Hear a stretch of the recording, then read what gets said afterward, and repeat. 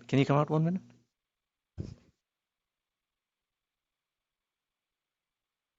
All right. Hello, everyone. Thank you for coming here tonight. My name is Neha. I'm with Products That Count. And for those who are new to Products That Count, we're a community of product professionals with over 200,000 product managers around the world who are part of our community. We do a few things. One of this is the speaker series event that we host every month. And thanks to Adobe for hosting us. And Pam, if you want to come up and share a few things. And we have podcasts that are released and we send out a newsletter. I know a lot of you have shown interest to join the community. You can reach out or go to productsthatcount.com and connect with us through the website.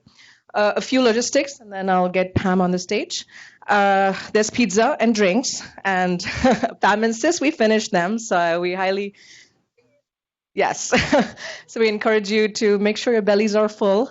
There'll be a NPS score after a survey that'll be sent out after the event. So we highly encourage you to respond to the score. It's really good feedback for Products That Count as well as our speakers for their future events. Then there'll be shout outs at the end. The first 3 shout outs will get a little surprise prize. And you could talk about anything. If you're hiring in your team, if you'd like to share a recent project, or if you're looking for a job, this is a great opportunity to share that through your shout-outs. And help us clean up. So clean up after yourselves so we don't burden the Adobe team much. And the talk will be for about 20 minutes, and there'll be Q&A after that. So we encourage you to save your questions for that, and there'll be plenty of time for networking. We'll have the space up till 9 p.m. So Pam, you want to come and talk, and then we'll introduce our speaker? Hi, everyone. Thank you so much for coming. My name is Pam Clark. I run product management for Photoshop here at Adobe. And Adobe is hiring. And we're hiring product managers and engineers and QE. And last time I said this, someone from the back yelled out customer care. So we're hiring for customer care, too. So if you're interested, what I tell people they can do is go look on our website and pick and find jobs that look interesting to you, but also are at least somewhat match your background, and put them in an email and send them to me, and I will do my best to try and connect you if I can. And it's easy to remember. My email address, it's Pam, P-A-M, @adobe.com. So, also I just want to underscore, please do eat the pizza, drink the beer. I can't finish all the pizza myself, so I rely on all of you to do that. But thank you very much for coming, and enjoy the speaker. Now the fun part starts. Yeah. We're super excited to have Prasad Gune. He's the guy who built LinkedIn recruiting platforms. So woohoo. And most recently, he's been leading product at Signified. I'm sure you guys have heard of the product. And I'm super excited because I was extremely thrilled to hear about the topic, and I can't wait to hear the talk. So please welcome me in, inviting Prasad to the stage.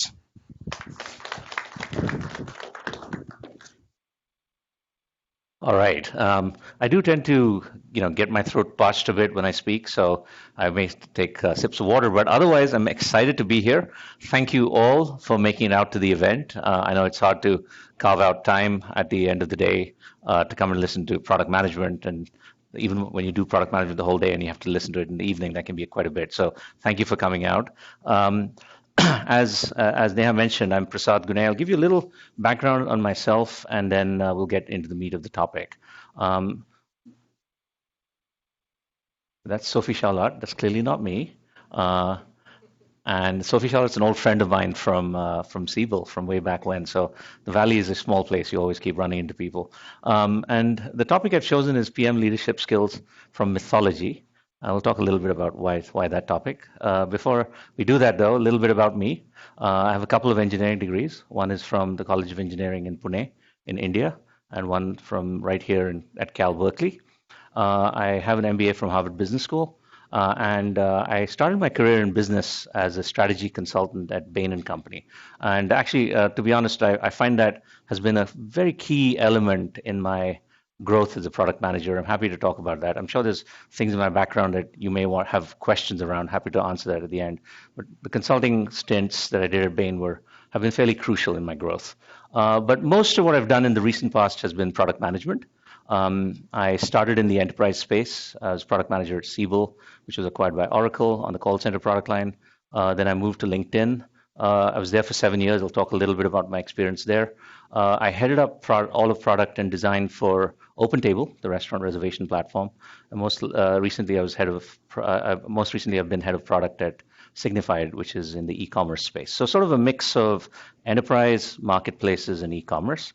LinkedIn was a great experience. As Neha mentioned, I was responsible for the LinkedIn recruiter platform. And when I joined, the product existed as a V1 product, and my role was to help grow it. And along with a really talented set of product people, engineers, designers, go-to-market folks, sales folks, we grew that into part of a multi-billion-dollar product line at this point. So really proud of that, and a really interesting growth curve. Before we started this conversation, I was talking to a couple of the attendees, and we were talking about what it took to grow the product that much. And if you're interested in that, I'm happy to delve into it at the end of the talk as well. Okay, we'll see some elements of it in the conversation today. All right, so that's a bit that's about me. So why the topic? Why this topic? And so a few options here.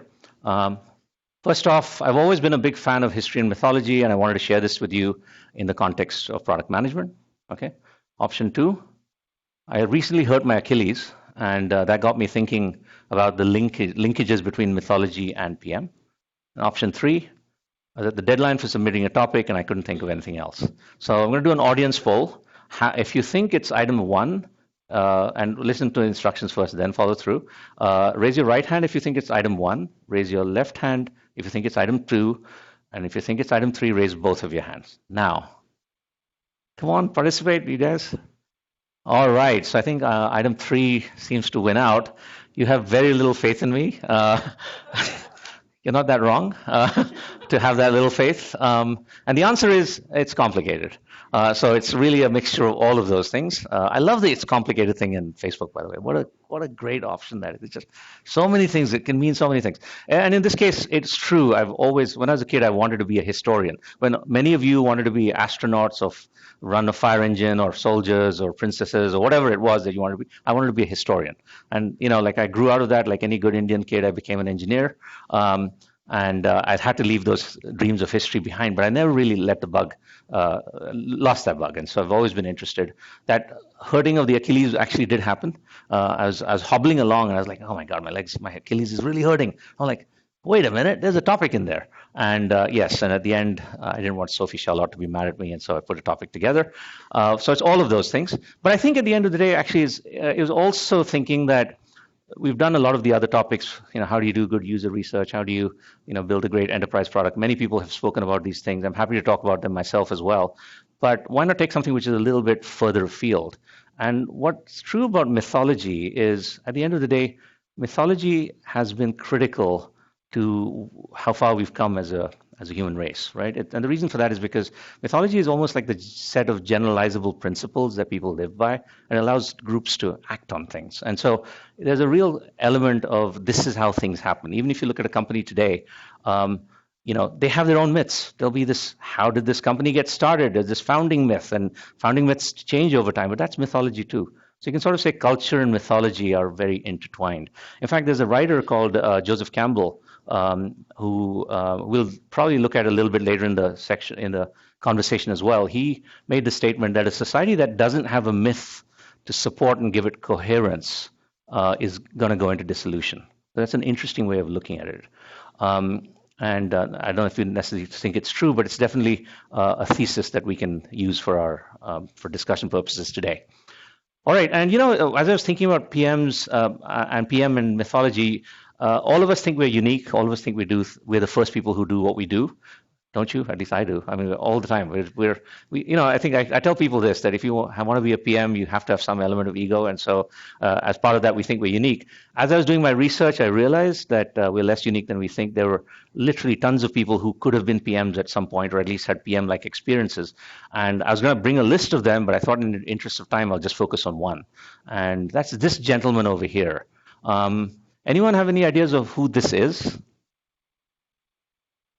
Sisyphus, that's right. Sisyphus was an evil Greek king and who was cursed by Zeus and was forced to carry a boulder up a mountain pretty much every day. I think the boulder would roll down at the end of the day, and he'd have to do it all over again the next day. And sounds like a pretty nasty experience. But then I think about some of the Scrum meetings I've been in where I've said the same thing over and over again, and it's still not done. And I'm like, are we that different from Sisyphus? I don't think we are. And there are many, many examples like that. And happy to, if at the end we have time, I'll bring up the other ones who didn't make it to the final deck. Okay, so we're going to get to the lessons. Quick preamble before I get into the lessons. First off, as you get into this and delve deeper, you realize how much mythology there is out there. So, in preparation for this meeting, I reheard the great courses on world mythologies. It's a 32-hour audio course. Which I listened to from end to end. You're welcome. Just for you folks, I went through it, and it's pretty interesting. But literally there is the mythologies you know about. There's Greek mythology, there's Norse mythology, there's Hindu mythology. But well beyond that, you have mythologies in every corner of the world. There's North American mythology, there's South American mythology, there's mythology across Europe, there's mythology from Africa, and pretty much every place in the world has some mythology to it. So the first thing I want to say is that what you'll see today is not going to cover every single mythology out there. You'll consider today's session is going to be a little bit more Greek and Norse mythology heavy. So I'm sorry if I missed some of your favorite mythology. You're welcome to share your stories at the end. So just want to let you know that. Second, there are going to be elements in this which might be controversial. Not trying to make anyone feel bad. So if I say something that offends you, please forgive me right up front. And the third thing, and I think kind of important for this discussion, is when I do a talk like this, we could spend a whole hour talking about mythology and go on forever and tell a bunch of yarns. But I think, you go back and say, how exactly was that related to product management? You'll feel like it wasn't much of a use of your time. So I always try to make sure that when I talk that there are some things, some takeaways from the conversation, and hopefully some tools for your toolkit.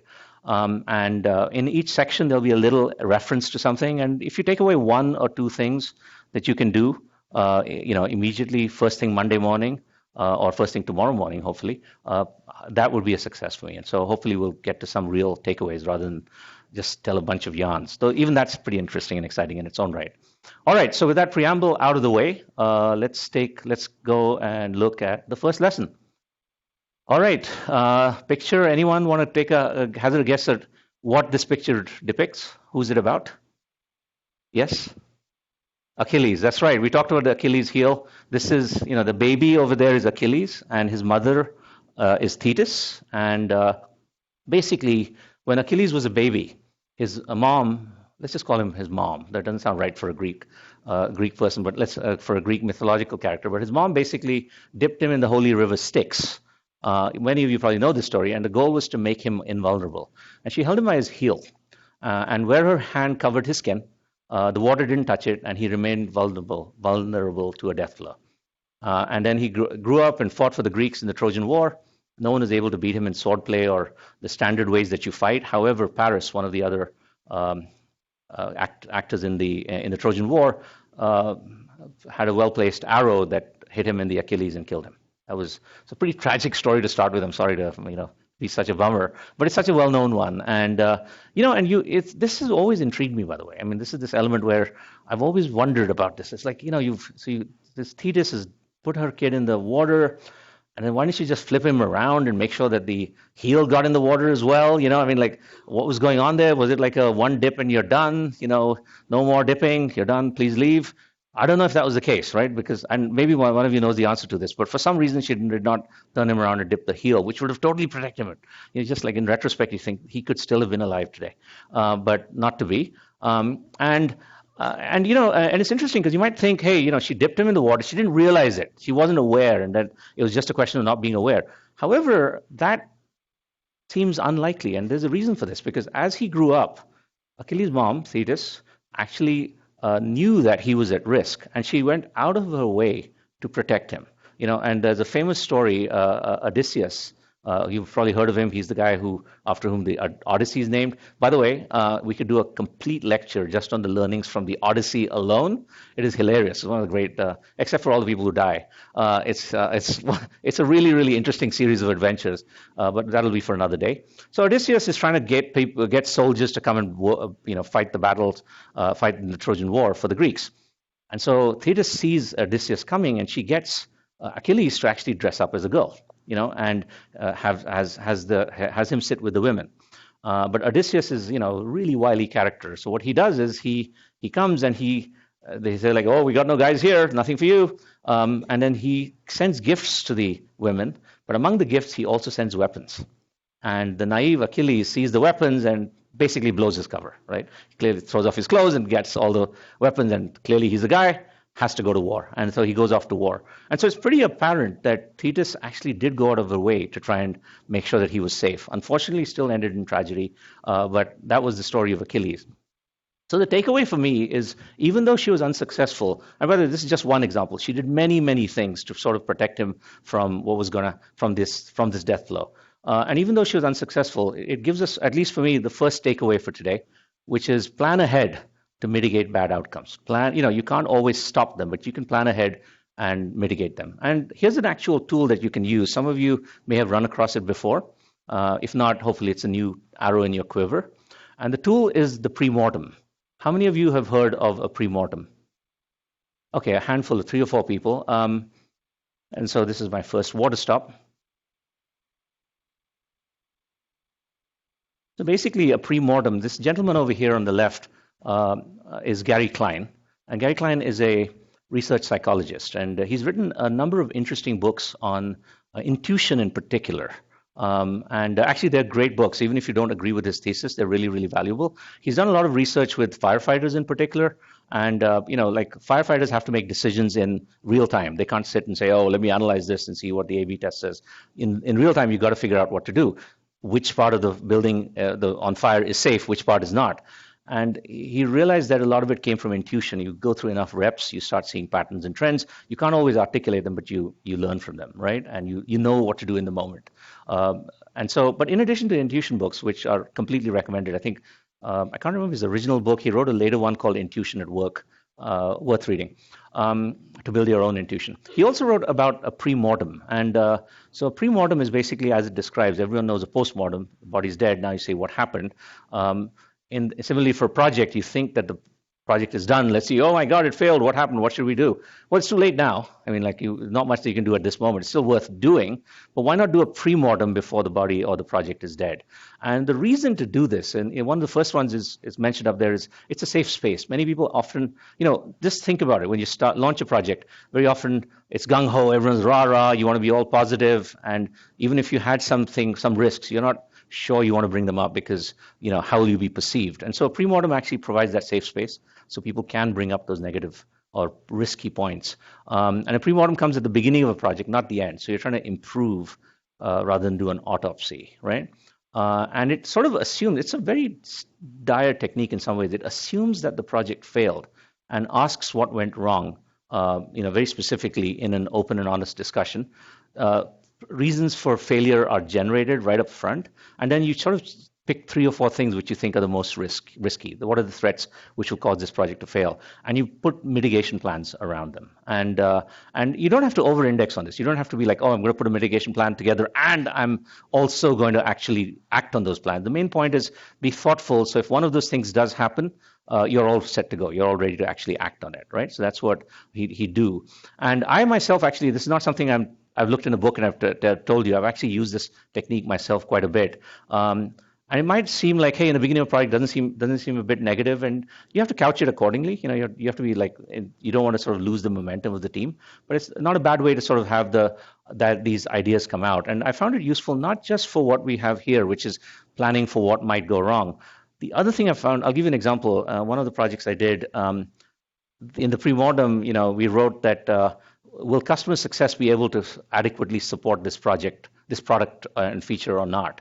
And it turns out that we'd completely had inadvertently forgotten to include training for the customer success team in the first place. So the answer is going to be yes, they're totally going to fail because you didn't do anything about it, you jerk. And so I had to actually go back to my project plan and do something about it. And for me, that was actually important, which is not just a question of what will happen later. Have I been thoughtful and broad enough in the elements right up front? So it's a really useful tool, and he has a paper in Harvard Business Review called Performing a Project Pre-Mortem. This is literally a page long. It will take you not more than like literally 4 or 5 minutes to read. It's certainly worth reading. So this is the first tool for your toolkit, the pre-mortem, and a way to sort of plan ahead for product launches and product features. All right, let's move on to the next thing. Aha. So who is this distinguished-looking gentleman? Any guesses for who this represents? Yes. Odin, that's right. Wow, you're winning all of it. I mean, this guy's going to be winning the shout outs or whatever because he's already got two of the questions. So yes, it's Odin, and Odin. I think many of you have run across him. He's the leader of Asgard, and this version of Odin though is an interesting one because this is Odin the Wanderer.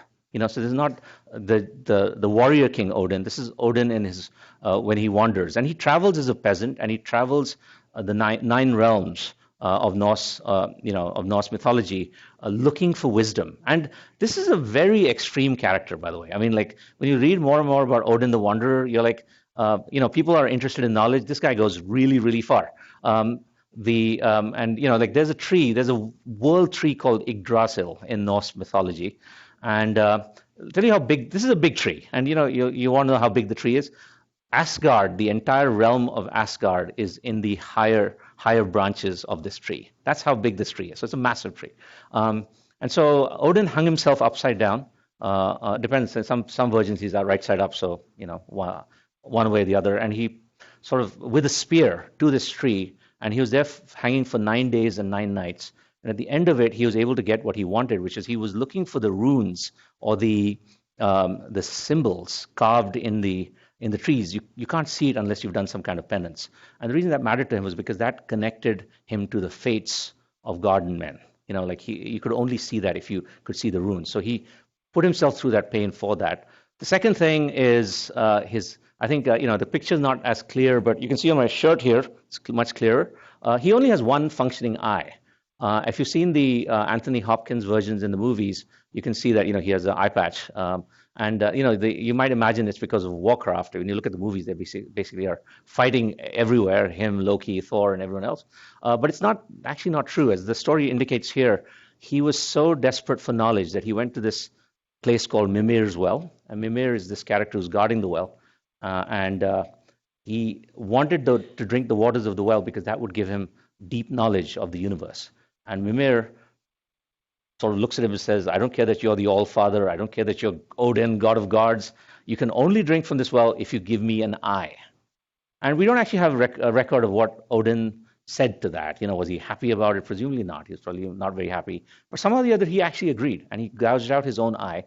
And he got access to the waters of Mimir's well. And that gave him the knowledge that he was seeking. And it's actually quite interesting. From all these escapades, you hear that he learns, Odin learns a lot more than he knew before, including how to heal himself and others, but also gets, a ton of cosmic knowledge as well, which is how the universe plays out. And I'm from India, and so this chapter of getting that cosmic knowledge for me is very similar to, the Indian folks in the room have probably heard this, but in the Bhagavad Gita, Lord Krishna in the 11th chapter actually shows his cosmic self, the universe, to Arjuna, the warrior. And it's dazzling. The way it's described is incredibly dazzling. And this is sort of similar to what Odin was trying to do. It's interesting when you do enough research on mythology, you'll see that there are a lot of parallels between different regions and different mythological, sort of stories. But nonetheless, for me at least, the takeaway here is not that you should gouge out your eye just for all the lawyers in the room. I'm not saying that. Don't blame me if people start doing something silly. But my takeaway is this: that if Odin can sacrifice an eye for wisdom, right? How about us as product people committing to deeply understanding our end users and customers? Is it that hard? How much do we really try? I've been in many companies, and very often we end up giving lip service to user research and user validation. And so my only ask is that we get beyond this. Let's make a quick check. I think we still have good volume. Please let me know if we don't. If you can't hear me, let me know. So for that, though, I'm going to give you a couple of tools for your toolkit. The first of them is ways to walk in your user's shoes, right? Walking a mile in your user's shoes. You've heard that concept. There's that old joke which says you should walk in a mile in their shoes because at the end of it, you'll be a mile away and you have their shoes, so they can't come racing after you. But jokes aside, it's also a real way to understand what it is that your users and customers want. So I'm going to give you a few tips on how to do this. And it's actually from something I learned myself. When I joined OpenTable, I had no knowledge of how restaurants work. And it was important for my role to understand how restaurants managed, their flow of diners.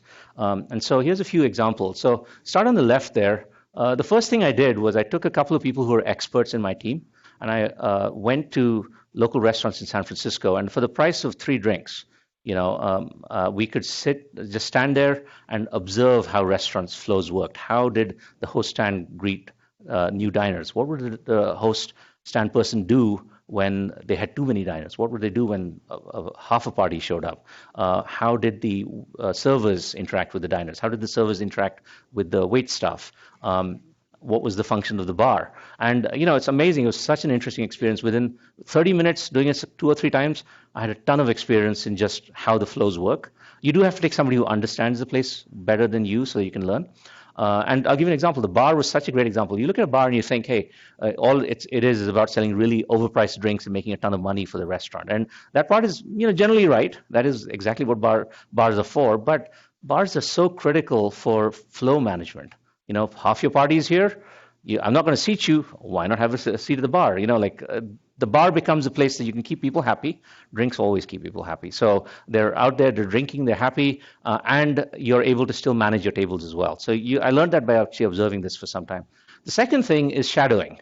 So I want to get a little more experience. So I would actually, with their permission, I would stand behind them and watch host stand people at work. You do need their permission because otherwise it would be very, very creepy for them. So you want to avoid that. You're standing there, and you can watch them in the busiest times of their day and figure out how it is that they deal with, the flows that come into the restaurant. And the advantage you have there is you can take quick notes on your own. And when there's a lull in the action, you can actually speak to them and say, why do you do this? And why wouldn't you do it this way? And things like that. So it's really interactive, really, really a good way to learn. But nothing beats the last one, and that's me. Actually, that is me personally, not Photoshop. And this was for a busy restaurant in San Francisco where, with their permission, I actually was the person at the host stand for a whole shift for like 4 hours or so. And it was painful for all the diners who came in that day. It was probably not a great experience for them. But for me, as the product lead, it was amazing. And I don't say that just to say, oh, wow, it was amazing. It was transformative, and I'll give you specific reasons why. And here's one reason. We were trying to get this customer off an old platform that they were on to a new platform. And we'd talked to them on the phone, and they'd given us reasons they wouldn't want to move. And sitting in our offices, we're like, this sounds like such a lame reason, doesn't make sense to me. They should totally be moving. And then I did this shift. At the end of the shift, I sort of saw exactly why the things they asked for was so important. I'll give you one simple example. This is slightly adjusted for this conversation, but close enough to the actual use case. There was one thing where they were looking for color-coded statuses, for certain things. And we had some version of it, but not as much as they wanted.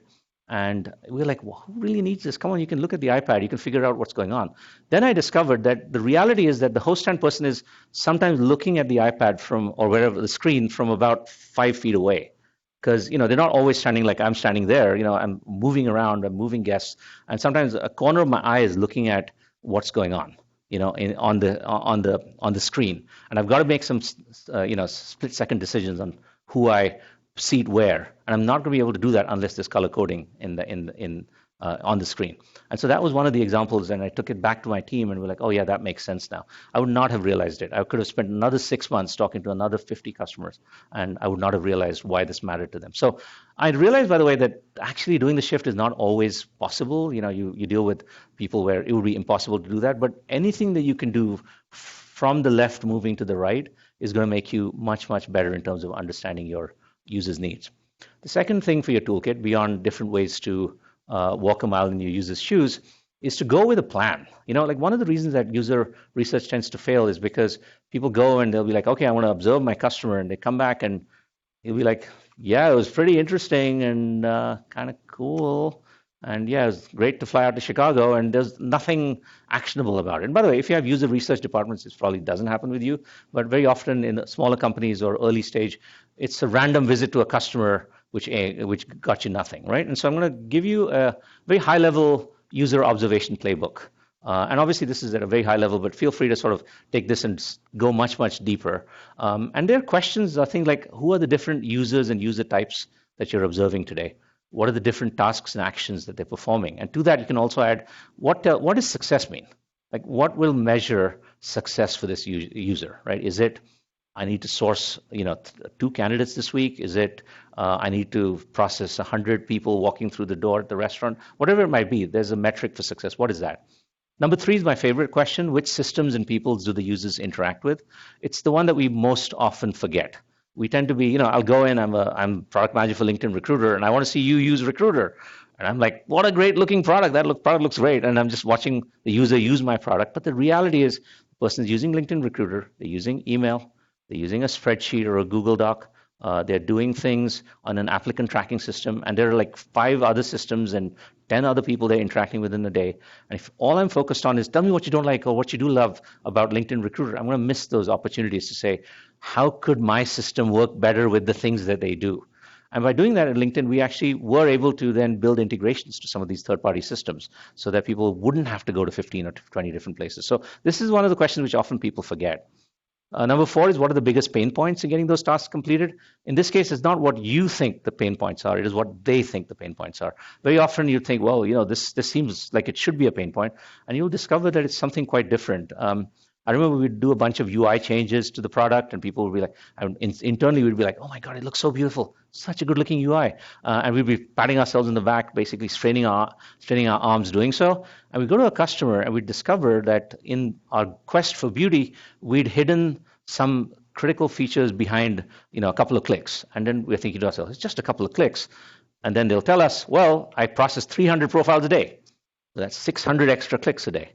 So the biggest pain point is the new feature you just launched and you're so proud of. And so you really have to be asking them what it is about the features that they build, and the real pain points that they have. Another question is what is most surprising to you?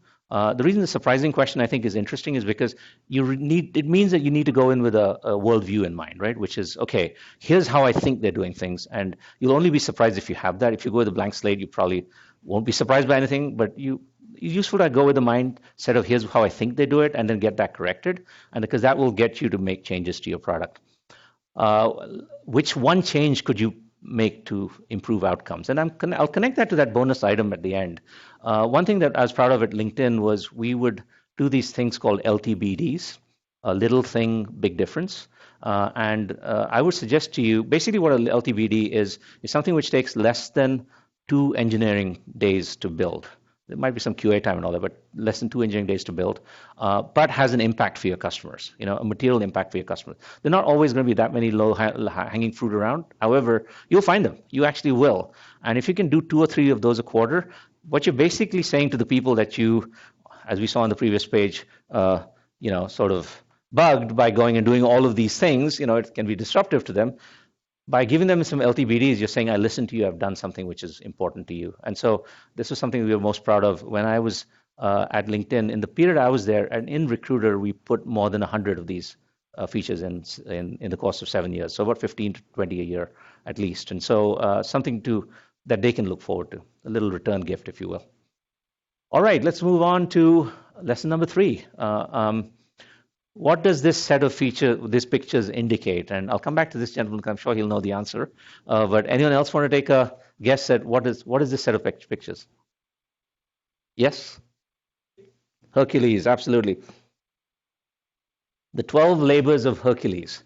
So Hercules is one of those superhero type people, and he was. The backstory here is that there are a series of feats carried out by Hercules. Actually, I'll take a little quick aside. Hercules himself is interesting because Hercules is actually the Roman version of the Greek god's name. And he had various names. One of them was Heracles. What I find very interesting, a little takeaway and interesting point in its own is Roman mythology is basically warmed over Greek mythology with a bunch of name changes. String changes, if you will, when you're doing in the software world. The addition of a few heroes like Aeneas and Rome's origin story, which is about Romulus, Remus, and a she-wolf. You put all those together, that's Roman mythology. And, you call Zeus, Jupiter, change all the other names, and you got it. And I'm like, that is so efficient. You think about why the Romans were so successful. They spent no time creating a new mythology of their own. They just used the stuff that was there. And often I think, we often miss this opportunity, like stuff people have done things, if you can take things that other people have done and hopefully give them attribution for it, but really work on it and improve things, and use that mostly and then don't have to reinvent the wheel, that's a great way to go. So you can consider that one quick a free lesson on the site as well, which is just learn from the Romans. Build out your armies rather than spend a ton of time building out your mythologies. Anyway, Hercules, which is much easier to pronounce than Heracles, was forced to go and do these labors because, I won't get into the detail. By the way, 32 hours of listening to mythology leaves you stunned about the gore and the things that are needed to make, to reach where we've reached. And Hercules' story is full of gore. He basically was forced into this by his stepmom, Hera, who hated him and made him go mad. And he basically killed a lot of his family. And because of that, he had to perform these labors, one of the interesting things and one of the takeaways here is that he did most of them on his own, but not fully. Not fully. There were a few labors where he got help from others, in particular Hermes and Athena. And they showed up when he really needed help. So you think of Hercules and the 12 labors, and you think, wow, this is all stuff that is happening. One guy did all of it, but not the case. Here's a few examples. Athena to the rescue. And so these are just 3 of the examples where she helped him. Labor number 6, he had to scare off a bunch of, depending on what you believe, cannibal or human-eating birds. And to do so, she gave him some noisemakers, and that flushed him out of their hiding place, and then he could, pick them off one by one. In the apples, which was labor number 11, she helped him keep the, they had to send Atlas to go and get a bunch of the apples from Hesperides, and somebody still had to keep the celestial heavens up there, and Hercules did it, and he was helped by Athena. And in the last one, Cerberus, he had to go and get Cerberus from the underworld. This was a scary 3-headed dog with a snake's tail. It's kind of scary stuff, the whole thing. To get him out of there, she helped escort them out of the underworld. And that final item there is also actually kind of, it made me laugh. But he started going nuts again because of Hera. And he was about to kill, I think in this case, he was about to kill his Earth father, Amphitryon. And before he could do so, she knocked him out. And I'm like, if push came to shove and I was going to do something really, really bad, I want someone like an Athena to come knock me out. It's a lesser of 2 evils. And so she was always there for him. And I think to me, this is an example of, the fact that you often think you're alone, but the takeaway is you are not alone. You're not alone. You don't have to think you're alone. And you have this image here, and this is from my consulting days. And I think it's a useful image, though, because it applies to product management or management in general. When I joined as a manager in consulting, you can often get overwhelmed because you've got clients, you've got partners, you've got the case team, and you've got the office, which is like, we want your help in recruiting or mentoring and whatnot. And the way you look at the world is like this. You look at everything is pointing in towards you, and you can just go crazy. In my first few months, I was almost at this stage. I'm like, man, I'm getting overwhelmed. And I went and talked to a very wise manager of mine, and he said, Prasad, you don't always have to think that the arrows have to point inwards. You can have the other extreme version, which is this, where the arrows are all pointing outwards. What does that mean? What does the arrows point outward mean? It would be if a client asks you for something, you can always say, hey, that's interesting. Maybe we do something else first. And what if we did it a week later than you're asking for? Or what if we could get some of your team to help with this? You can ask even the clients for help. You can prioritize things with your partners. You can ask the case team to come back with solutions before they ask you for solutions. And with the office, you can say, I'm not going to do any office promotion work this quarter. I'll do a lot next quarter. Typically, you're never going to be in that world where you're always pushing stuff out. If you can do that all the time, what an awesome manager you are. Great. I mean, I'd love to know what your secret is. But the reality is don't let it be like this as well, right? So let the arrows sometimes point in and sometimes point out. And this to me was a great learning experience, which is you're not alone. Other people are there. Leverage them. And for your toolkit, I'm going to talk about sort of like Athena, it's like developing those mentors and those allies. And I've got a few very specific use cases here. The one on top is from Shannon Stubel-Brayton. She was a colleague of mine at LinkedIn. She's the chief marketing officer at LinkedIn. And she has a great article on LinkedIn, which is called How I Tackle the First Days of My New Role with Reverse Mentoring. And it's a fantastic article. She'd spent her whole career in corporate communications. And then she was promoted to being CMO. And all of a sudden, there were things like digital marketing or product marketing or events that wasn't stuff that she'd done before. And so instead of being like, oh my God, what do I do? And sort of freaking out, what she ended up doing was she flipped the model. She would say, okay, I'm ready to let a junior person mentor me. and she would let her guard down and say, I don't know this, I want to learn more. And she actually would get people to come and do a 60-minute conversation on their area of expertise. And that's how she built her expertise, by not presuming too much. Many people would be afraid to be that vulnerable. She was not. She was ready to be that vulnerable. And that has led to a lot of success. She's close to 9.5 years at LinkedIn now. So it's been a great success story. I love that story. And the other thing was 360-degree mentoring from Harvard Management Update. And the goal there was kind of similar but a little different. When I started my career 2 years ago, not kidding, it's been a little longer than that, you'd be told, go find yourself a mentor. Go find yourself a mentor, that one person who's going to be your guide for the rest of your career. And it's no longer tenable. I think we moved away from that. What you should be looking for is the network of 5 or 6 individuals who are interested in your development. And you make it very clear, from this individual, I'm trying to learn strategy. From this individual, how they deal with adverse situations and culture. From this person, technology, how things move. Once you do that, and then you can also be a mentor to them in something different. You can teach them what you know about. And so you moved away from the one person who's a godlike mentor for you, which is hard to do, and have this really set of people. And then you sort of make sure that it's reciprocal, and you evaluate that from time to time. So think of mentoring in a very different way than we did many, many years ago. All right. We're going to have a couple of bonus mini lessons. If you guys have the time, I have 1 or 2 additional lessons which I'm happy to leave with you. It's supposed to wrap up in 20 minutes. I've gone a little over already. But this one I like, actually, tricksters. So what's interesting in mythology? Every the mythological tradition has this concept of a trickster. These are people who, are just kind of weird. They have their own reasons for doing things. They're breaking boundaries all the time. There's some examples in here. You've got Loki from Norse mythology. You've got Anansi the spider from African mythology, Coyote. And actually, there's a version of Coyote in Hindu mythology around the jackals, for instance. And then you've got Raven. Coyote and Raven are from North American, or basically Native American mythology. But there are many more. I mean, like, for the folks who follow Hindu mythology, there's, Narad, who's one of the Munis, has, very often does very interesting things. And the reasons for why they do these things is not always clear. Sometimes it's they just want to stir up mischief. Sometimes they just want to create problems. They want food. They want to steal things. They don't know better. Various reasons. And I think why the reason people are interested in these folks is because they use their wits and their cunning to win. They don't use the brute force. And for us, I don't think there are any of you in the room who has not come across one of the descendants of these tricksters in your day-to-day life. These people who seem to be creating problems all the time. And you think about it and you wonder, what's going on with these people? And yes, it can be frustrating. And, my takeaway for you here, and it's a bonus and it's a mini lesson, is consider the positives. What these folks do, apart from annoying the hell out of you, they do that, is to help you think about old and long-standing problems in a new way. These are the people who are going to be like, why don't we think of it this way? Why don't we think of it this way? And you're busy with something else, but they often have a thought which is very different from the thought that you've had in the past, and can really lead to new innovation.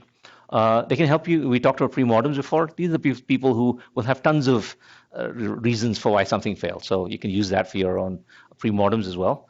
And lastly, and this one is a bit more controversial, from a team point of view, while they're often disruptive, they also are the ones who will raise issues with how the team functions and possibly get to a better situation.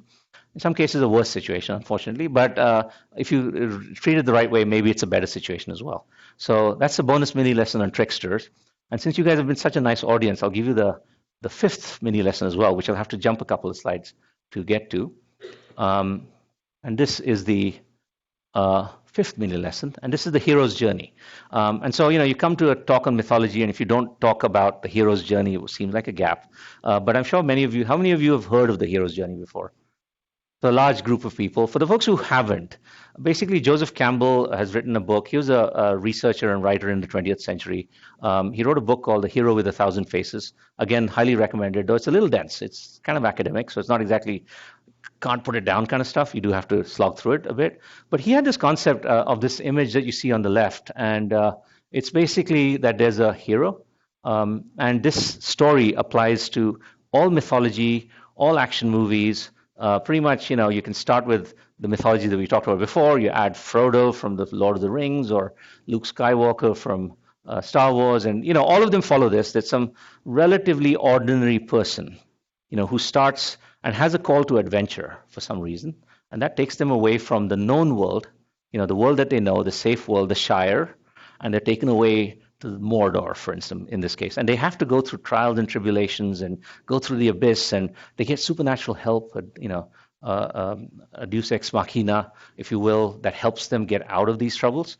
And through this all, they sort of transform themselves and they come back as winners and triumphant. But the key thing is not just that they triumph. The key thing is that the person who comes out at the end is different from the person who started. They've transformed as a person.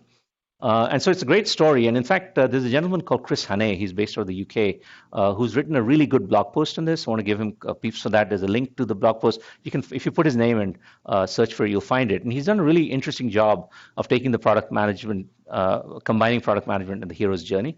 And what he does is he says, your user of your product is the hero, and they have to wade through the abyss, which in this case is friction. Like it takes 15 minutes to do this step and to assign somebody to a table in a restaurant, or to get an email sent, or an hour. It takes forever. And you are the supernatural mentor, which is pretty cool. It's pretty cool being a supernatural mentor. And what you're trying to do is guide them through that abyss, through user research, through reducing friction. And what you do is you're giving them the ultimate boon, which is basically helping them make a booking on OpenTable or source somebody on LinkedIn, whatever it is, the outcome, the business outcome you're trying to do. And this hero then returns triumphant, and then they share their adventures. And Chris refers to this as referral, like they tell other people, oh my God, LinkedIn is a great product, or OpenTable is a great product. And so this is the hero's journey as applied to your users. So it's a really useful concept, worth thinking of. If you think about some of the big successes in product in the last 10, 15 years, you have multiple examples of this, actually. An obvious one is Marketo, right? Marketo made marketing operations managers into their own heroes. They created a category by making that set of people successful. Google, obviously, behind, sort of digital marketing people. It was similar. I don't know if you guys have used Gainsight. Gainsight has done a tremendous job with customer success as well. And so when you think about how you can make your product successful, think about that user, and can you make them a hero in what they do and meaningful in their contributions to the company? If you're able to do that, then you've sort of created a new category. So great way to think about it. There's one last thing I'll leave you with on the hero's journey. Chris's effort here is for your users, but you can think about the hero's journey one other way. Your product management leaders, or will be leaders in due course, think about the hero's journey for your team. For your team members, right? I mean, many team members, they come in raw and they need the guidance from you to be successful. And for them, the trials and tribulations can often be internal ones. How do you successfully work with your engineering managers? How do you, get alignment with your design team and with the sales team, for instance? And you can help them be the sort of heroes of their own journeys through your organization. So think of that angle as well. Okay, so we covered 5 different lessons. So I'll quickly summarize, and this one only has 4 because I didn't know we were going to do the 5th one, so that's a little bonus for you. And just to summarize, though, we looked at different myths, and for each myth, if you took a screenshot of this, by the way, this probably covers the whole topic. So I should have told you that up front, but hey, what's the fun in that? And so, we had looked at Achilles and the heel, and the takeaway there was plan ahead to mitigate bad outcomes right up front. And the toolkit is do that pre-mortem before a key project. For number 2, it was Odin, the Wanderer. And the takeaway was don't pluck out your eye, but commit to a deep understanding of your users and customers. And the toolkit was walking a mile in your users' shoes, whether that be through observation, shadowing, or actually doing their job for a day. And also the user observation playbook, like all the things we talked about. Make sure you fill out those questions so you have consistency in the way you talk to customers. And add those little big differences to give them a return gift. We looked at the labors of Hercules. The big takeaway there, I think one of the biggest takeaways for this whole session is you are not alone. There are people out there. There are people in your company who can be of assistance to you. There are mentors. The toolkit includes things like turning some of the arrows the other way, as we talked about, and also reverse and 360-degree mentoring. By the way, this kind of a session is also another example of mentoring that you can have. Like I've talked to people here, we don't work with each other on a daily basis. It's easier for you to ask each other questions about, I'm having some issues with dealing with a particular function. How do you do it? It'll be harder for you to ask that in your company because then somebody will go and report it back to that person. Here's a safe ground. So keep attending these kinds of conferences or sessions, or join Slack channels on product management as well. And then finally, we looked at tricksters. They break the natural societal order, and so leverage them for innovation and to raise risk and cultural issues in time. And of course, with the hero's journey, it was think of your users and your team as the heroes of their own journeys, and think about how you, as either a product creator or a manager, can remove friction in their process of transforming themselves. So again, like I said, there are many takeaways that I was not able to cover today. If you guys found this interesting, I'm happy to do an additional session at some point. We can call it Zeus Returns or the Revenge of Cyclops or something like that, something cool. We'll do the rest, but for now, that's what I had for you, and I'm happy to open it up for questions.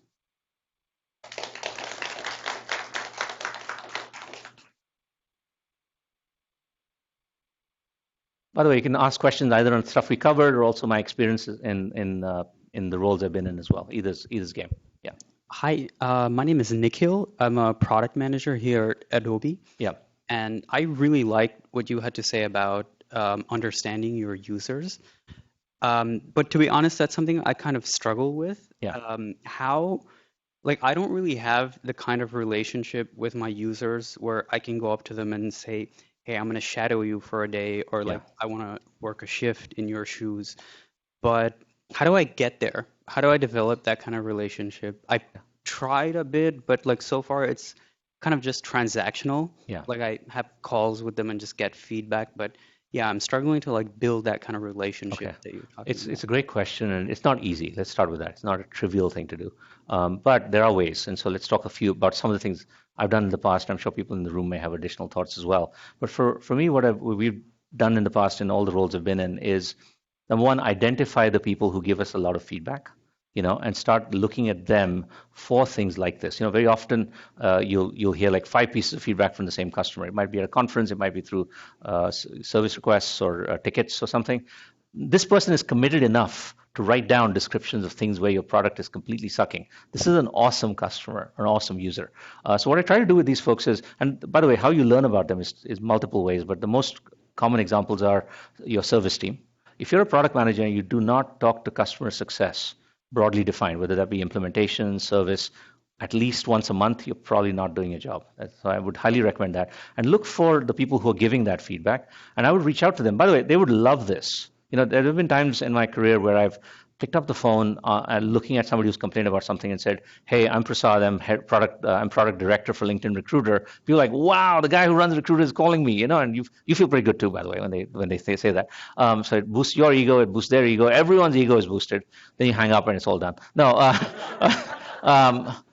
no, you don't just stop at the ego boost. You actually have that conversation and you hear directly from them. What I do with that, by the way, to make it meaningful is I don't simply stop at what they're doing right now. I try to put a group of these people together and I will ask them in this call, or I'll ask the service people, say, would they be okay being sort of providing early feedback for customers and be willing to be reached out to by our product team? Very rarely will they say no. You'll have logistical problems in scheduling them, but very rarely will they say no. And over time, what you'll end up with is a list of 50 customers/users who are willing to do this.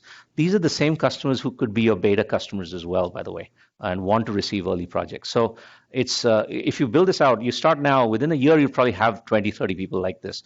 And they'll be happy to be part of that. The only thing to watch out for is that a couple of things. One is that the squeaky wheel gets the grease. So you could be over-indexing based on what 20 people said, which is dangerous. So think of using surveys and others to bolster these low sample size data.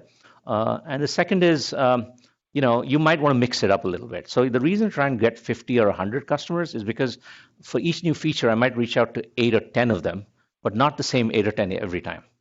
So I'm not continuously overusing their time, but I'm also getting different perspectives. So that's different ways that you can start building this up. I mentioned service, but sales is also, and your PMM team are also very good sources of people that you can talk to. But you have to make an effort to create this. And if you tell them, you are going to be influencing our roadmap, and you're going to be key to what we're going forward, you'll get enough people, but you have to be disciplined about it. Yeah. Oh, yeah, sorry. Zoo? Thank you, Prasad, for a great presentation. I'm very curious about your experience at LinkedIn, especially building the very successful recruiter product, the major flagship. Would you mind to share with us the experience and the journey, how that? Hero's journey? I don't know if it's so much of a hero's journey. I don't know. Yeah, it's a great question. It's independent of some of the stuff we covered, but some of the elements apply. And I'll keep it short, but the long story short was when I came to LinkedIn, LinkedIn is a very successful, obviously, on the consumer side for individual professionals. They wanted help in growing the enterprise side of the business. And for me, initially, it was a bit of a challenging role. I'd come from enterprise, but here in enterprise, you can pretty much build what you want, right? Because you don't have any data or you don't have a network. In LinkedIn, initially, I found the network somewhat challenging because you couldn't simply build features because you could have an adverse effect on the network, right? But over time, I discovered that you can actually do so much magic because you have both sides of the network. Like with LinkedIn, I had people's profiles, I had who they were connected to, their networks, and I had what companies were hiring for, with jobs. And if you bring those together, you can do recommendations on jobs, you can do referrals, you can do all sorts of magic. And so the success of Recruiter, initially I thought it was going to be about building an enterprise-grade platform, and we did that.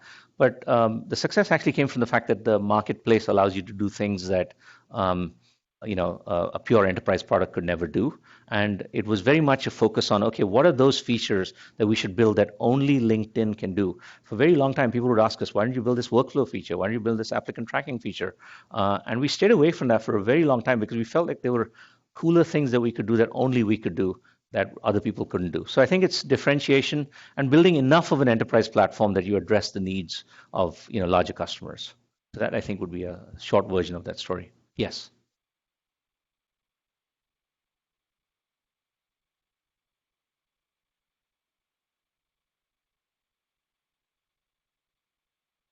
It's a good question. The question was whether over time enterprise products get replaced with marketplace or data-based products. And I think yes, generally yes, but not 100%. When you think about people like companies like Salesforce, right? Many years ago, they were pretty much only a CRM company when they started, but now they're a platform company. They've bought a lot of data companies like Jigsaw and others. And so I think many of them are realizing that simply providing a enterprise tool is insufficiently sticky, but if you have data mingled with the tool, workflow that people are used to, customized, but also with data that you can't trivially get elsewhere, you've created something which is much stickier. I don't think it's 100% true, though. There are many tools which are very successful as single independent point enterprise tools, and like, for example, expense management, for instance, in many ways. I don't know that needs a network attached to it. Though looking at where artificial intelligence is going, I'm pretty sure all these areas will have some element of a marketplace to them. There's a question. I'm just going to piggyback on that a little bit. Yeah. What were your biggest challenges building LinkedIn Recruiter? And I don't mean internal or team or those, but more maybe product challenges or customer sort of meeting expectations. What was the charter for LinkedIn Recruiter when you guys started to build it, right? Yeah. And just a quick another question, like between the Recruiter and the Sales Navigator, which one is sort of the I don't want to say bigger product, but sort of which one is more, do you see, gets more usage? Is it Recruiter? Is it Sales Navigator? Oh, yeah. Well, Recruiter, LinkedIn is an interesting company because unlike most professional networks, 2/3 of LinkedIn's revenue, and it may have shifted, I've not been as close to it in the last 3 years, but certainly when I was there, 2/3 of LinkedIn's revenue came from talent solutions, from recruiting. So Recruiter and Recruiter was the single biggest product within the talent solutions business. So it was at that point much bigger than most other businesses. To answer your second question, the challenges. That's a great question. I think it was being customer centric, but not going overboard with customer requests is probably the best way to put it. And I know that might sound like a contradiction in terms, but like I could have built applicant tracking functionality. I could have built very, very complex workflow functionality. Customers were asking me for that, and but every time we thought about it, we thought there's nothing different. There's nothing we can do this, but there's no reason to think that we have assets which, on the workflow side, would necessarily be different at that time. By the way, today LinkedIn is a different company and is a very different part of its growth. But when you looked at it 10 years ago, should I spend the limited resources I have on workflow configuration, or should I build it? Should I spend it on recommendations? The answer was obvious. You'd spend it on recommendations. However, not so obvious to the customers, right? So your customers are like, well, thanks for the recommendations, but I really want this workflow to be built. And so you really had this question about how do you manage expectations from your customers while not necessarily being in lockstep with I'm going to do every single thing that you ask me to do, and that is a combination of being very thoughtful about your strategy. I talked about Bain being very critical to me as a learning experience, and part of it was very much being disciplined about, okay, the next, how can I come up with a 2 to 3 year vision of where the product's going to go? How do I build around moats that we have and not get sucked into, something that a big customer asked for that really wasn't differentiated? And so that discipline of being able to prioritize things correctly, and to be very clear, I don't want to claim that we always got it right. We probably made many, many mistakes, but we generally got it right. It's probably the best way to put it. And then also, it's not just a question of prioritizing correctly, but then you have to go back to those customers. You have to go back to that sales team and explain why this feature that 5 customers have been asking for, you're not going to do. And so I spent a lot of my time then, and I continue to in every role I've been since, being product evangelist to internal teams and external teams. Here's where my roadmap's going. Here's where our roadmap's going. Here's things, and then they look at it and they're like, that looks interesting, but I don't see this, I don't see that. And being able to explain very rationally why you've included what you've included. So I think that was the biggest challenge, aside from obviously the day-to-day of getting stuff built, but being very focused on doing the right things, which may not seem like the right things to the sales organization of the customers. Yeah. Hey, my name is Sid. I'm a product manager at Evernote. Yes. And I love your product, by the way. I mean, thanks. I think I have 17,000 notes. Oh, wow. So I'm the guy who's breaking a system problem. Yeah. It's changing. Yeah. I hope you see the new client next year. Anyway, so I have a curious observation, by the way. First of all, you started off saying that you were going to remove our ego. Yeah. And then finally you ended up saying we are supernatural mentors. There you go. In many sense, I think, if I go to Hindu mythology, you were like Krishna and we were like Arjuna.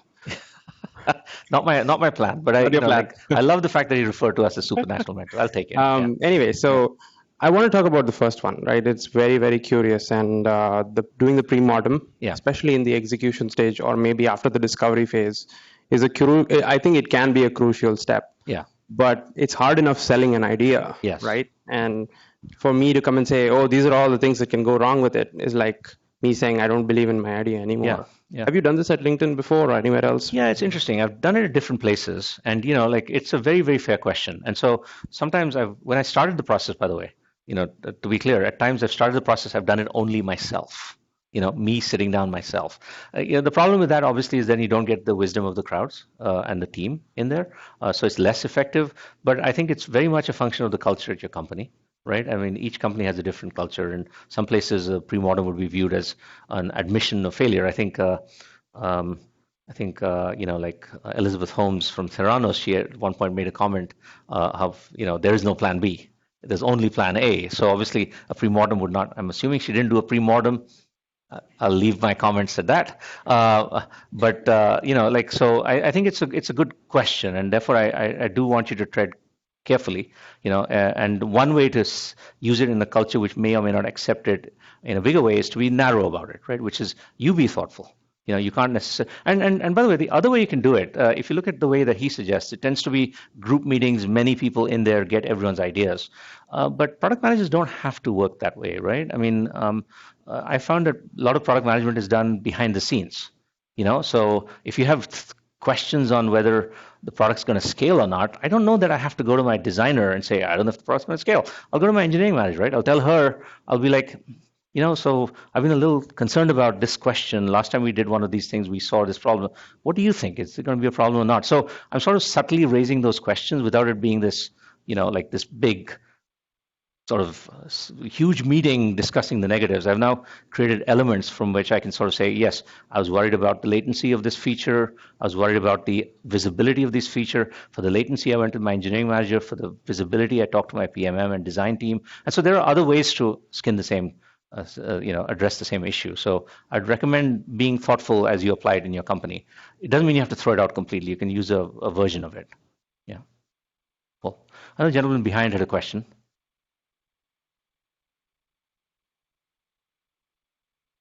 So on number 4, I'm actually dealing with a trickster right now. Yeah. Yeah, he breaks order. He is kind of stubborn, and so I was wondering if you have any tips on how you can, persuade him to just follow procedure. Yeah. Okay. So this is a trickster who's, yeah, I don't know. It's a hard one. It's hard to tell without knowing the person and the exact circumstances. It's one of those things where, and I'm assuming that you don't have any real degrees of freedom to not work with this person, right? You have to work with this. Okay.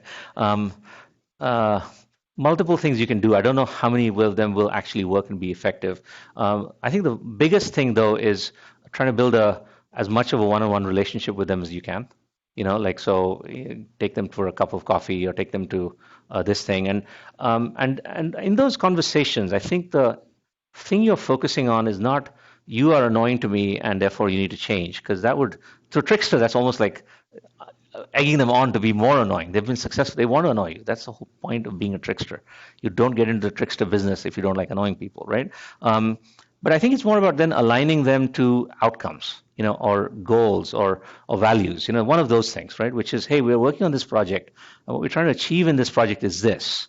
And don't you think that that's what we want to achieve? You sort of almost want to corner them, not by starting with their behavior, but how the outcomes of their behavior are disrupting a goal that you presumably share. Now, maybe they don't share that goal and they have other ulterior motives, but at least superficially, at least in the organization, it'll be very weird for them to admit that they have ulterior motives. So sometimes one way you can sort of get them aligned, in addition to building the relationship behind the scenes, is in group meetings, go back to the reason we're here and the goals we're trying to achieve are X.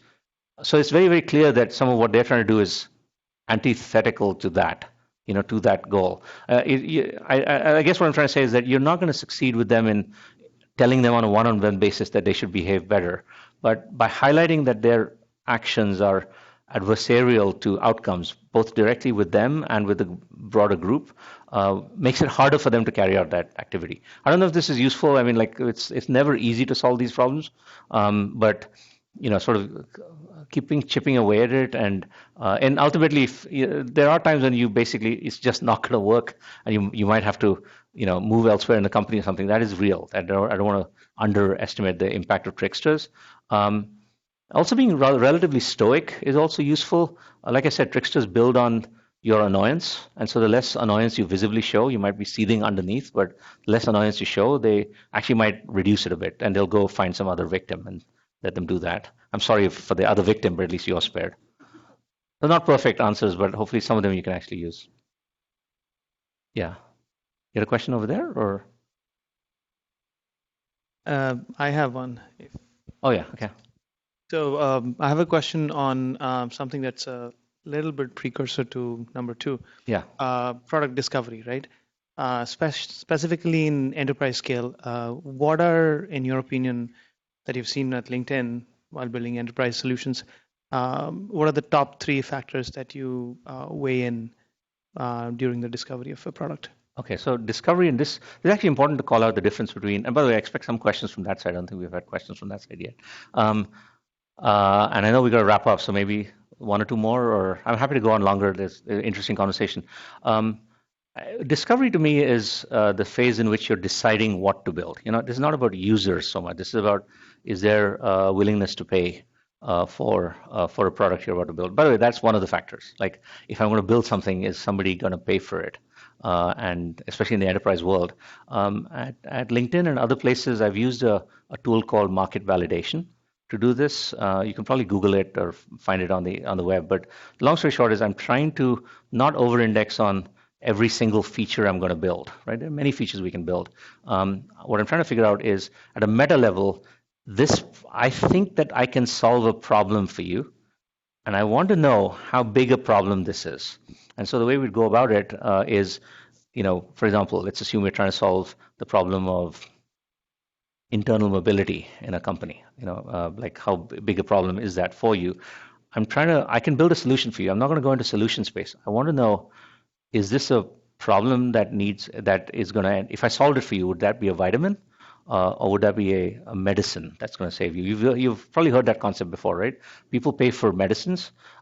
People don't always pay for vitamins, right? Because it's not stopping you from dying straight away. Whereas medicine, if you don't take it, you're going to die, right? And so the first order of business is how big a problem is this for you and how much is the willingness to pay? And trying to get clarity on that. And you don't do it by simply asking them how big a problem is this for you. You have various ways to do it. You get a sense for what the problems really are. You get a sense for if you traded this off against 3 other options, where does this end up? One of the questions we'd ask in our validations would be, if you own the R&D for our product team and you had $100 to spend on R&D, you can't get much done in $100, let's be clear. But let's assume you had a $100 budget for the quarter. How much of it would you put towards this problem? And it's amazing that one question helps you crystallize so clearly. They'll go through the whole conversation. They, oh yeah, internal mobility is very, very important. It's really critical. And you ask them this question and say, I'd put $10 out of 100. And like, really? That's not much, And instead, you want somebody who says, I want to put $70 or I want to put $0, right? I mean, like one or the other. And you talk to 20, 30 people, you get a sense of how big a problem it is and how willing they are to pay. So I think that would be one of the questions, which is pain point, level of pain point, and willingness to pay. The second thing I'd be looking for is what makes me believe that not I as an individual, but my company can build this better than anyone else. I'm always looking for moats, right? At the end of the day, product success and product stickiness is dependent on a moat, which means that you've something differentiating. It's hard for people to leave. And that moat could be like, in LinkedIn's case, it was data, the networks that we had and the profile that we had. It doesn't have to be that. It could be a stickiness of user workflows. You have caused such customization that they can't get off your platform. They may hate your platform, they can't get off. Not the ideal business plan, but that's one way to go, right? I mean, and so you're looking for what's the unique differentiator that I have, which is going to make it hard for people to replace me. And so I'd say that those are among the bigger things I'm looking for. And obviously feasibility and the profitability in building that is also key as well, right? I mean, if all of these things exist, but it's going to take me 3 years to build, the market, nothing takes 3 years, but you get the point that it may not be worth doing it. So economic feasibility is a critical factor as well. So those are among the elements that I think of. Question from that side? Yeah, so the items in the toolkit, they're all really good. The one that's kind of, I think, quite different or new to me is really in the Trickster one. Yeah. I'm just wondering if there's any kind of specific examples that where you've leveraged the Trickster or you've seen someone leverage the Trickster to kind of address some of these. Yeah, the Trickster one is interesting. And of course, it's, I think, the ways of leverage the Trickster, and this is going to sound a little political, so I apologize, but in a sense, right, the one thing that the Trickster has going for them is that they're willing to say whatever is on their mind, right? So at times, there are times when you can actually influence the Trickster to your way of thinking, and for various reasons, whether that be, you're not comfortable bringing it up yourself, but more likely, that's not even the reason. It's more like you need multiple people to make the case for you, right? As in, we have been, I'll give you an example, right? It's a simple and very silly example, but hopefully it'll make the point. Like, if you feel like the way that your team does OKRs or goals is completely loosey-goosey and not motivating enough, and you want to change it around, but you're the only person who's been making that case, then you might want to find somebody who's quite different from you, like a Trickster, to also make that case for you. And because they're so different from you, most of the team people in this room, at least looking at you, you don't look like tricksters. I don't know, maybe you've hidden it well. But you have somebody who's now an ally, but not somebody who's allied with you for a long time. And so I've often been able to use that, as a way to sort of move from Model 1 to Model 2. I think one of the things I called out, it might have been in the slide, maybe not, was one of the things they say about tricksters is that they can help change the world from the way it is to a new way. Whether that should be the way it should be, I don't know. But it is a new way. It's a way which is different from today. And if you believe that that's what change should be, and you're an organization which is averse to change, then the more allies you can get, the better. And the more allies who are not natural allies of yours, the more it's likely to get done. So that's one example that I would use, as in how do we transform things? And by the way, I have actual people in mind whose names I will not mention on this broadcast, with whom I've had this kind of a symbiotic is probably too strong a relationship, but at least change if not the world, at least my little corner of the world perspective. So it's doable. Yeah. All right. Any final questions, and then we can have these shout outs, throwouts. whatever they call it. I think we're done. Oh, there's one question from the gentleman in front.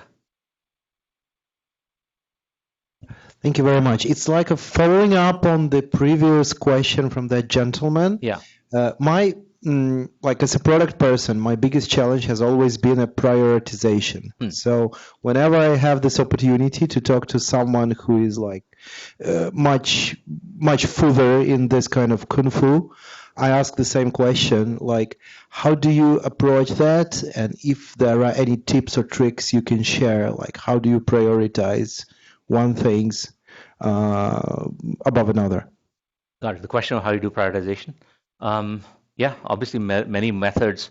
At the end of the day, I think the key thing that all of you should be doing, at least for me, and I've been in different levels in companies. In most recent roles, I've been head of product. So my prioritization is very much aligned with what the company is trying to do. By far, the most important thing is me talking to the CEO and saying, what's important for you in the next year and a half, and what's important for you in the next quarter. And product should align with that, right? At the end of the day, the reason people become heads of product or CPOs, it's not simply you build a great product, but you take a very expensive resource, which is the product people, the engineers, the data scientists, and others, and you align them towards outcomes that matter for the company. That's by far the most important yardstick. But there's also an element of feasibility to things as well, right? Which is, that's the first most critical. And companies have been at trying to look at what are the top 3 things I want to do in this quarter and say 1 is more important than 2 is more important than 3 is critical. And then actually aligning resources behind that matters too. And I don't think your question was around resource alignment, so I'll stick to the prioritization, which is how does this align with the corporate goals? And then there are other things which matter as well, right? There are most companies have a ton of technical debt, right? Things have happened, which is not necessarily part of the corporate goals, but there was we had stories of this in companies I've been at before, where if you didn't fix the technical debt, the stack was going to keel over. The next user was going to keel. So then obviously there's that element, which is, yes, I want to get the corporate goals, but if the site is down, I'm not going to achieve the corporate goals. So how does the element of sort of keeping the site up, keeping the site functional? You don't want to go down this path of MySpace where it was completely unusable at some point. So prioritizing those technical debt items is next. And then after that, there's also all the requirements of the rest of the organizations. I want to do this is exciting, etc. But for me, at least those 2 things take precedence over most other things. Alignment with corporate objectives and avoiding technical disasters. Then everything else follows. But we could do a whole session on prioritization. It's such an interesting concept. All right, I think we're probably at time in terms of the question and answers. So Neha, I'll hand it back to you for handoffs. Thank you very much. Yes. Thank you. Time for shout-outs. The first 3 shout-outs get a little something. So you can share about your projects, or if you have anything you want to talk about, this is the time to speak up.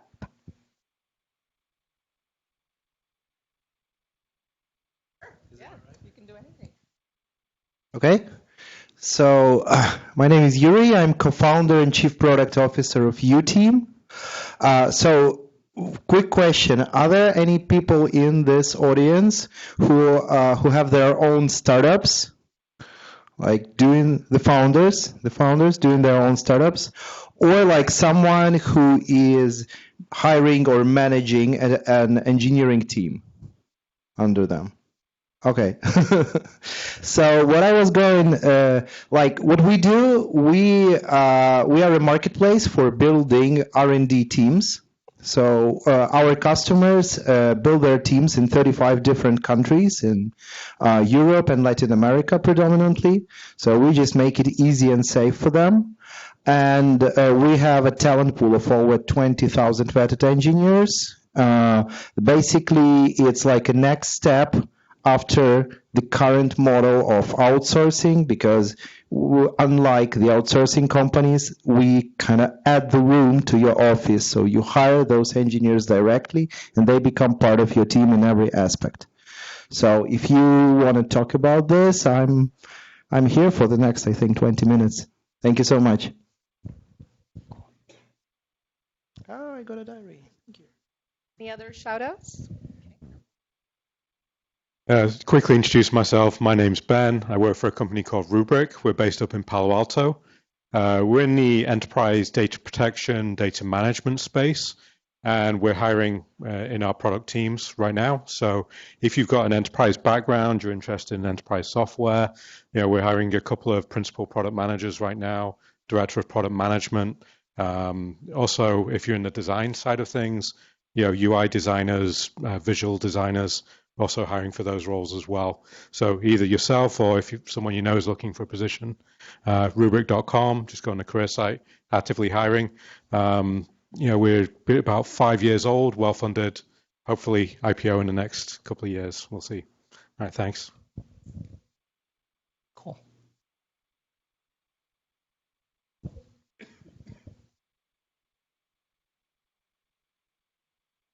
This is a bit of a meta shout out. So a product manager doing product discovery to other product managers. So I'm currently in the process of validating a couple of problem spaces / ideas, and one of them is in probably every product manager's favorite topic, which is product tools, the tools you use to do your job. Obviously we're familiar with a lot of them. We use RoadMonk, Aha, Jira, Asana, whatever. If anybody at all is interested, I would love to grab half an hour of your time at some point. I'll buy you dinner, lunch, coffee, whatever is your favorite drug, and just pick your brain on this.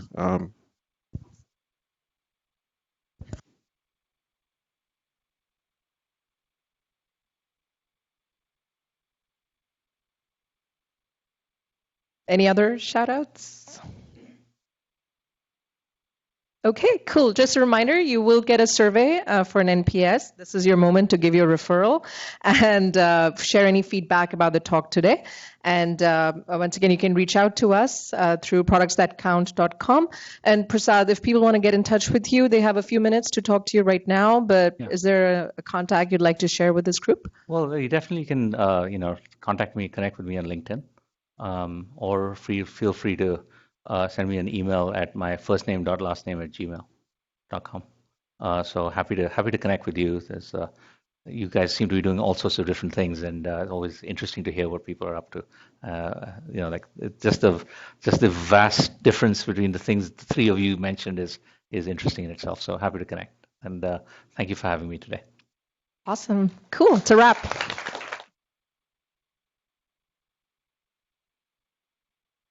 Prasad will be here for another 15 minutes. Yeah, that's right. If you guys have any follow-up questions, and we'll be around too.